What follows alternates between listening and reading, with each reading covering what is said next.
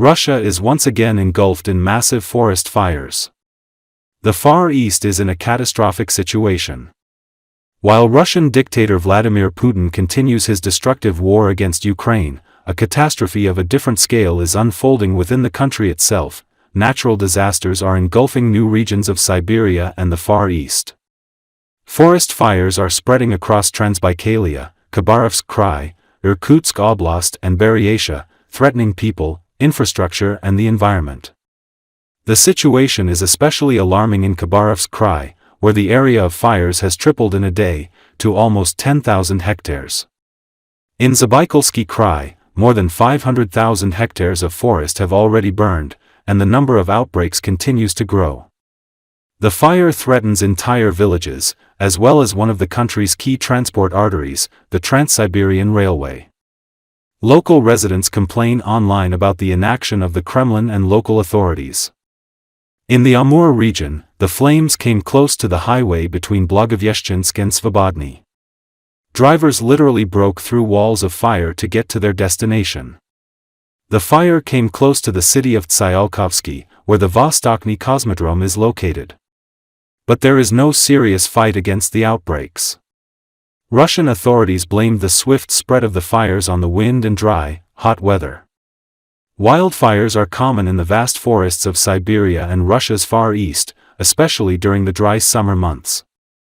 A major coal processing plant in far northeastern Russia halted work after a fire injured 4 people, the plant's owner, Russian miner Mechel, said.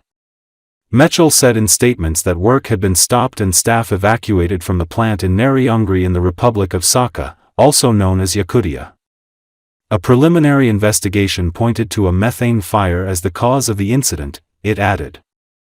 The Yakutia Emergencies Ministry said in a statement on Telegram that the fire had been extinguished after causing damage to warehouses, buildings and a conveyor belt. While the Kremlin spends resources on aggression and militarization, the country's infrastructure is being destroyed, forests are dying, and ordinary people are suffering. Hundreds of families could be left homeless, ecosystems could be left without a future, and Russia itself could be left without control over its own territory.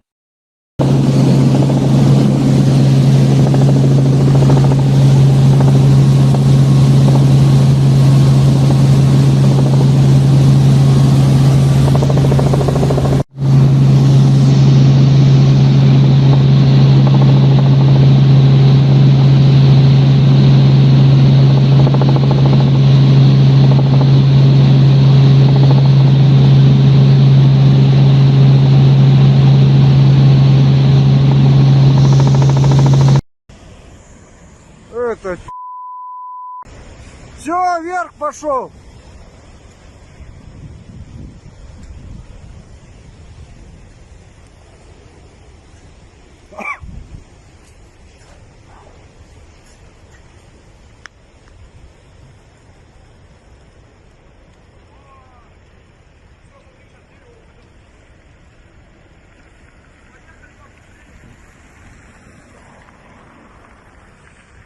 Че, за водой пошли?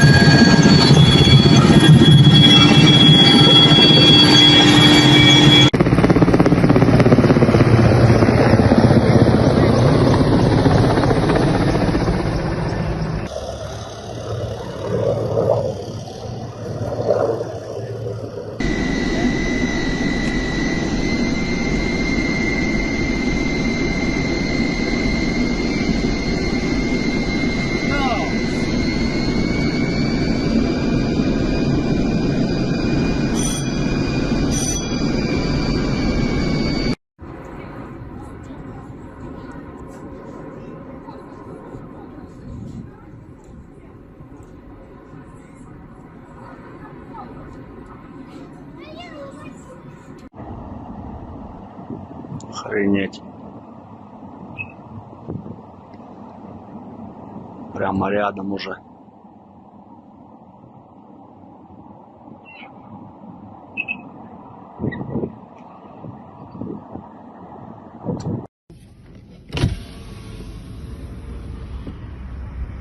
Ой, как это страшно, правда? Посмотрите, как страшно.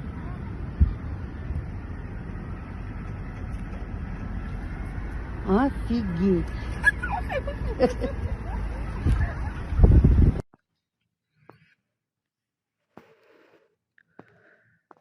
Офигеть.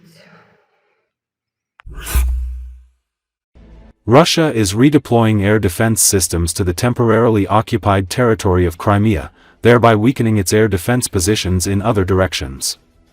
This was stated by Colonel Dmytro Pletenchuk, spokesperson for the Ukrainian naval forces. Crimea holds both symbolic and logistical value for Russia. The density of air defense systems on the peninsula is higher than in many regions of the Russian Federation itself. Due to sanctions and a shortage of microelectronics, Russia has limited capacity to replenish its losses, Pletenchuk noted. He added that since the beginning of last year, Ukrainian defense forces have destroyed a significant portion of Russia's air defense assets, including the headquarters of the Black Sea Fleet and other facilities. Sometimes it even looks a bit strange, for us, not for them, because the actual density of coverage in Crimea is higher than in many other areas, including within Russia itself, Pletenchuk emphasized. Pletenchuk noted that Ukrainian forces have been destroying and continue to destroy enemy air defense systems on the peninsula. Ukrainian soldiers had destroyed a significant number of Russian air defense systems, the Black Sea Fleet headquarters and other targets since the beginning of 2024. However, despite their losses, Russia continues to deploy drones from Crimea. These are mobile installations that can be moved around, though they mostly use already proven locations. We need to look at the final document. I am sure that it will have all the relevant protocols, boundaries, borders, means and goals, which is the most important part of it all, he said. Crimea has been bombarded with drones and missiles almost every day since 2022 and, in most cases, neither the Russian Ministry of Defense nor the Russian government confirm the strikes on military targets, even if the information can be verified. Rifat Chubarov, chairman of the Mejlis of the Crimean Tatar people, urged Crimean citizens to take care of their safety in light of increasing strikes carried out by the Ukrainian armed forces on Russian military targets on the peninsula, advising them to move away from the targets.